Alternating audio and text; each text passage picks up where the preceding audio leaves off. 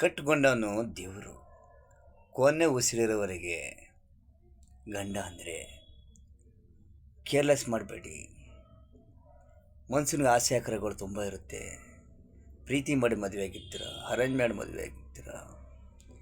ಗಂಡನೇ ಒಂದು ಮಾತು ಅನ್ಬೋದು, ಹೆಂಡ್ತಿನೇ ಒಂದು ಮಾತು ಅನ್ಬೋದು. ಅಡ್ಜಸ್ಟ್ ಮಾಡ್ಕೊಂಡು ಹೋದರೆ ಸಾಯೋವರೆಗೆ ಚೆನ್ನಾಗಿರ್ತದೆ. ನೀನಿಲ್ಲ ಇನ್ನೊಂದು ಅಂತ ಹೆಣ್ಣು, ಗಂಡು ನೀನಿಲ್ಲ ಇನ್ನೊಂದು ಅಂತ ಹೋದರೆ ಡೈವರ್ಸ್ ಕೇಸ್ ಆಗುತ್ತೆ. ಲಾಭ ಯಾರಿಗೆ? ಕಾನೂನು ಹೈಕೋರ್ಟ್ ಲಾಯರಿಗೆ. ಅವ್ರ ಹೆಂಡತಿ ಮಕ್ಕಳು ನೀವು ಉದ್ಧಾರ ಮಾಡ್ತೀರಾ.